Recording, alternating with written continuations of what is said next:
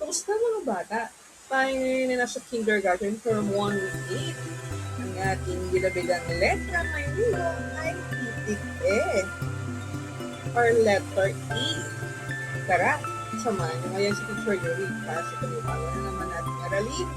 Huwag kalimutang i-like, share, ang parang ating YouTube channel para hindi ka mahuli sa ating mga latest uploads. Isahan na natin. Kamusta mga bata? Tayo ngayon na nasa kindergarten from 1 week. Ngayon mga bata, sulatin natin ang titik E. Ngayon mga bata, sulatin natin ang titik E. Ngayon mga bata, sulatin natin ang titik E. Ngayon mga bata, sulatin natin ang titik E. Ngayon mga bata, sulatin natin ang I, I, E. Ang I, I, E. Bawat letra may tunog ang I, I, E. Mga bata, paano ba bigkasin ang titik E? Ito yan mga bata. Ganito ang tunog ng titik E. Mga salitang nag-uumpisa sa letra E. Elefante. Ekis. Ekis. Escoba. Escoba. Espada. Espada. Empanada. Empanada. LC. Mga salitang nag-uumpisa sa letrang E. Estudyante. Estudyante. Ekis. Ekis. Escoba. Escoba.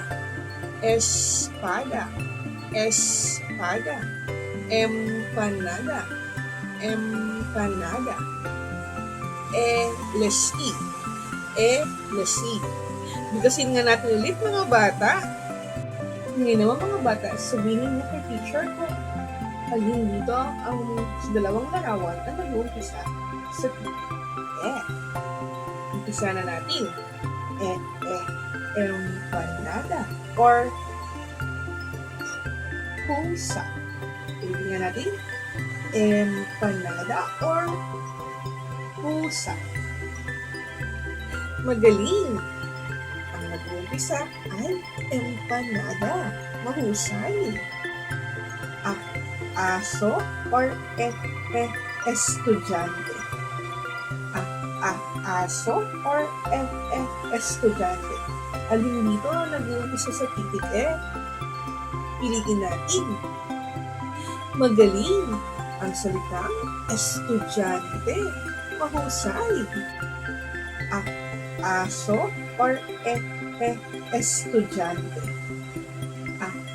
Aso or ngayon naman ay ang salitang ekis or lamesa. Ekis or lamesa. Piliin nga ninyo kung saan dito nag-uumpisa sa letter E. Magaling. Ang salitang ekis. Mahusay.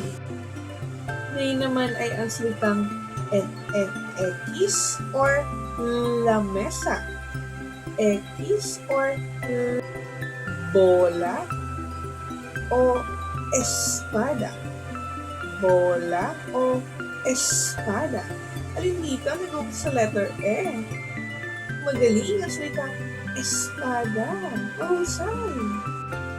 Bola o espada. Bola o espada. Alin dito nag-uumpisa sa letter E? Magaling ang salitang espada. Escoba or orasan. Escoba o orasan. Piliin nga ninyo kung ano dito nag-uumpisa sa titik E. Magaling ang salitang Escoba. Napakahusay. Escoba or orasan? Escoba o orasan? Piliin nga ninyo kung ano ito nagawin sa titik E